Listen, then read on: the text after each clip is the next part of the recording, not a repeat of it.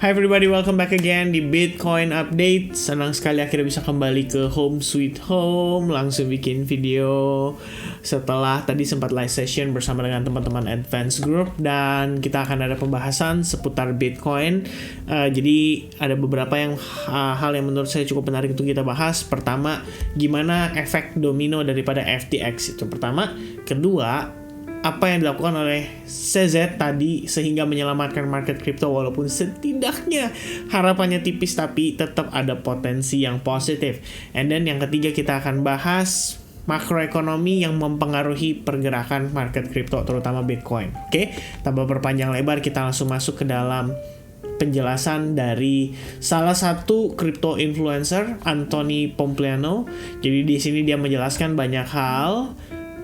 Dan salah satunya ya yang di note sama dia itu adalah based on my conversations over the last 24 hours, people are drastically underestimating how much damage has been done this week to institutional interest in both Bitcoin and the broader crypto ecosystem. Jadi kenapa saya cuma highlight di bagian institutional interest? Karena memang itu adalah satu faktor yang paling penting. Kalau saya bisa bilang ini adalah efek dari domino atau domino efek daripada kejadian FTX. Which is kalau misalnya buat teman-teman mungkin berpikir akan ada kejatuhan crypto exchange lainnya, ya itu menjadi salah satu faktor kayak si crypto.com lately ini itu akhirnya mulai diinvestigasi, dan apakah akan ada crypto exchange yang kecil-kecil juga yang ikut terkena dampaknya. Sebetulnya kalau misalkan udah mulai ke highlight seperti kasus di crypto.com dan kita ngelihat harga Bitcoin dumpnya masih cuma sebatas 16 ribuan, itu berarti kita bisa pertimbangkan bahwa posisi kita saat ini itu udah mulai memasuki situasi yang bisa dibilang lumayan bagus ya. Kenapa saya katakan demikian? Kenapa saya katakan lumayan bagus? Karena harusnya pada saat case seperti ini terjadi, dumpnya itu bisa lebih parah lagi. Dalam tanda kutip, ingat teman-teman kejadian-kejadian yang sebelumnya, Tesla jualan kripto, jualan Bitcoin itu drop 10.000 ya, dari 30.000 ke 20 ribuan. Atau dari 40.000 ke 30 ribuan kalau saya tidak salah. Padahal Tesla itu jual di harga 25 ribuan. Nah, and then kejadian Terra Luna itu menyebabkan Bitcoin crash dari 30.000 sampai ke 17 ribuan, which is yang terakhir terjadi. Dan kemudian setelah kasus FTX, salah satu exchange terbesar di global saat ini, itu menunjukkan situasi yang kurang begitu baik. Alhasil yang terjadi pada market crypto itu kembali dump, which is itu wajar. Dan seharusnya inilah ya domino effect yang mungkin kita bisa pertimbangkan, dan itu seharusnya sudah terjadi. Sewajarnya aja institutional akan mulai berpikir bahwa market crypto itu lumayan beresiko tinggi, Bitcoin itu lumayan beresiko tinggi, fluktuasi, dan juga market yang belum teregulasi ini tuh menurut mereka bisa dengan mudahnya gampang digoyang oleh kita bilang orang jahat lah yang ada di market crypto ini. Oke? Jadi harusnya itu sudah terkena dampak ya terhadap market crypto saat ini. Tapi kalau yang disampaikan Anthony Pompliano di sini menjelaskan bahwa akan ada beberapa Bitcoin maksimalis yang lahir setiap menit saat ini ya. Akan ada orang yang mengconvert self custody user popping up left and right. Ini saya kurang ngerti maksudnya apa. Tapi yang pasti adalah people are no longer asking seberapa tinggi Bitcoin bisa naik. Tapi pertanyaannya diubah menjadi seberapa percaya diri Anda atau how confident am I that Bitcoin will last for Y years ya. Maksudnya Y years itu adalah berapa tahun ke depan. Oke, jadi kalau menurut Anthony Pompliano sendiri, dia meyakini bahwa Bitcoin will not only survive, jadi Bitcoin nggak akan cuma bertahan aja di situasi saat ini, tapi akan jadi jauh lebih besar pada tahun-tahun yang berikutnya. Oke, jadi ini adalah satu hal positif yang disampaikan oleh Anthony Pompliano yang menurut saya personally saya juga setuju. That's why saya percaya Bitcoin fundamentally itu lumayan oke ya untuk kedepannya. Tapi tetap teman-teman, tanpa regulasi kita harus pertimbangkan resiko yang terburuknya. Itu tetap harus saya sampaikan, mengingat di video terakhir kita udah bahas juga dan ternyata ditonton lebih dari 15.000 orang dengan likes almost 1.000. So I encourage teman-teman yang belum nonton, bantuin likesnya, tanggung ya, sedikit aja 1.000. Nah, sekarang kita lanjut lagi ke update yang berikutnya ya. Jadi after Anthony Pompliano di sini menyampaikan pandangan, dan pada intinya domino effect-nya itu adalah bagaimana ketertarikan institusional terhadap Bitcoin dan marketnya atau ekosistemnya. Oke, itu yang perlu dinotis oleh kita semua. Artinya kalau mereka belum interest saat ini, kita akan mungkin kesulitan untuk mendapatkan volume atau bisa dibilang demand lah dari pihak institusional. Sampai suatu saat nanti marketnya sudah ready, packagingnya sudah rapi lagi dan disampaikan kembali ke publik sehingga orang berbondong-bondong beli lagi. Oke, nah itu note pertama. Yang kedua, CZ tadi mengeluarkan Twitter ya. Ada 2 Twitter penting. Yang pertama dia menjelaskan tentang dampak dari penggunaan robot trading, yaitu dari Skyrex ya. Itu menyebabkan ada crypto tertrading, yaitu pada AXS yang kita ngelihat waktu tadi sore saya sempat upload ya di short video ya. AXS di pump atau di pump and dump atau ada peluang ya, karena saya di sini ngelihat price actionnya naik tiba-tiba signifikan. Ternyata di sini kelihatan ya, kayaknya account dia itu entah kena hack atau kalau based on statementnya si CZ, kelihatannya sih karena robot. Jadi karena dia menggunakan API untuk di Binance, kemudian dikonekin buat robot tradingnya dia, itu kayaknya transaksi terjadi dalam waktu yang luar biasa cepat dan masif ya angkanya atau kuantitinya, sehingga kita bisa ngeliat tadi AXS nge-pump signifikan lebay, tapi habis itu didam lagi. Oke, itu ternyata potential yang ada pada si AXS. And then the second one yang disampaikan oleh ZZ atau Xiaopeng Zhao ya. Di sini kenapa tadi tiba-tiba Bitcoin pump ya, tepat sekitar jam 1 siang. Kalau kita lihat berdasarkan jamnya, ini 12 jam yang lalu, which means sekitar jam 1 siang ya, karena saya bikin video ini sekitar jam 2:22 pagi. Oke. Wow, oke. Waktunya ternyata 2:22 ya. Bagus banget nih. Ini kalau orang tua udah bilang ini kode alam ya.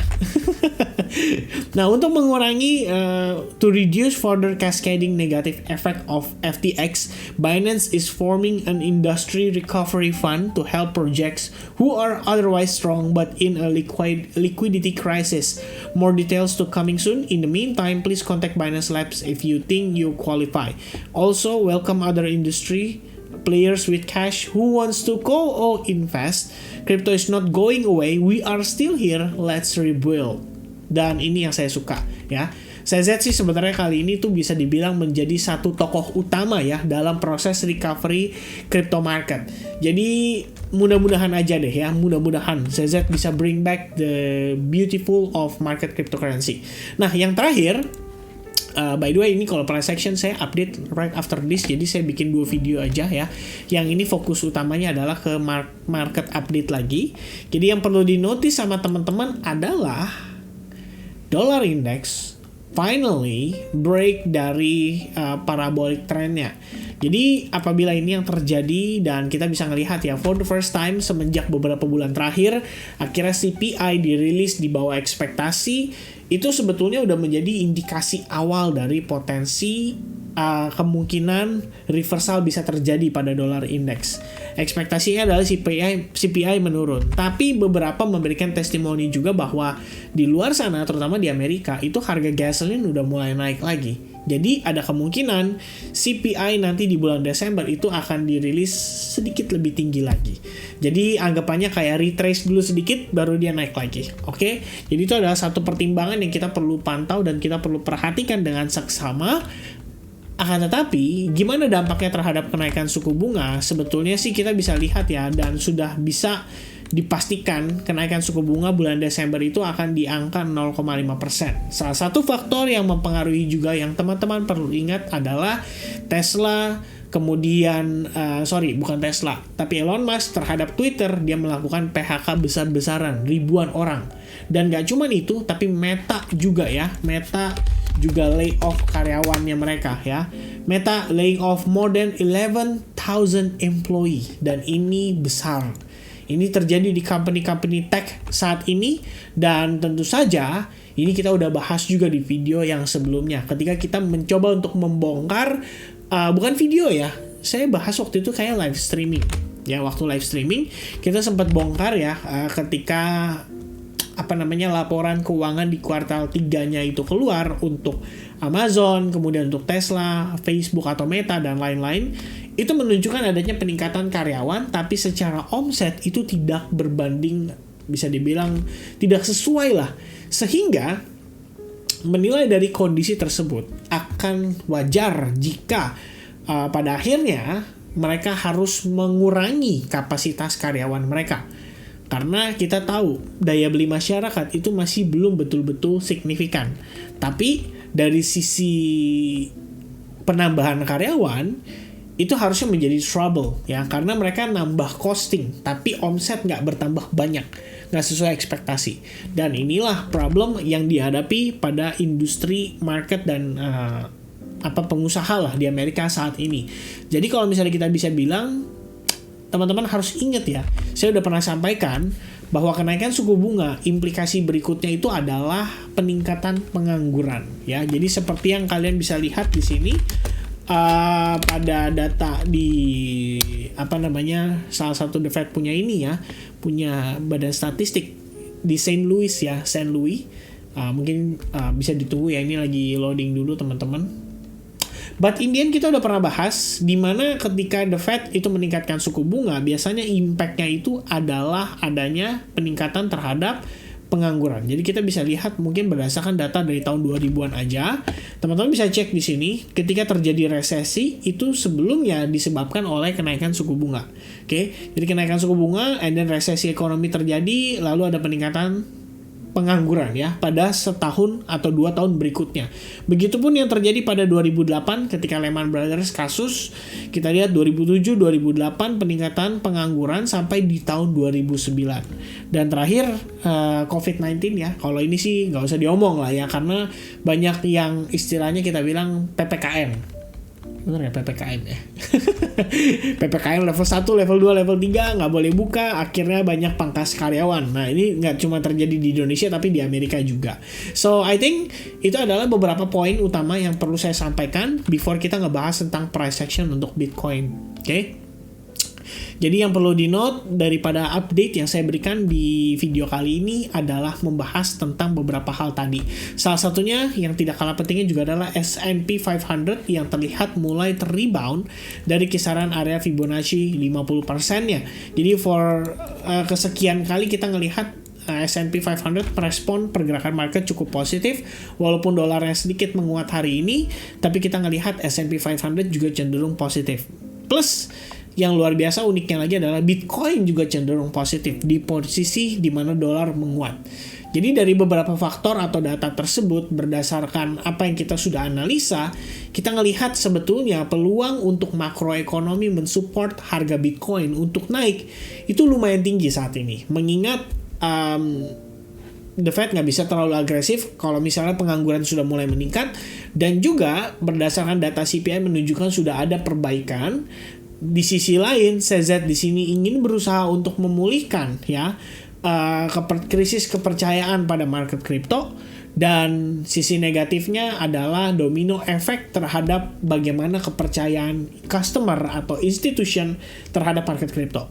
Jadi ada 3 hal positif, ada 1 hal yang kurang begitu positif. Jadi harapannya adalah ya kita mungkin minimal bisa ngelihat market ada relief rally. Itu kalau dari fundamentalnya. So kita bakal cek untuk price actionnya, apakah betul ada potensi tersebut atau tidak. Dan ya, sampai ketemu di update berikutnya everyone. God bless, sampai ketemu lagi. Cheers and goodbye guys.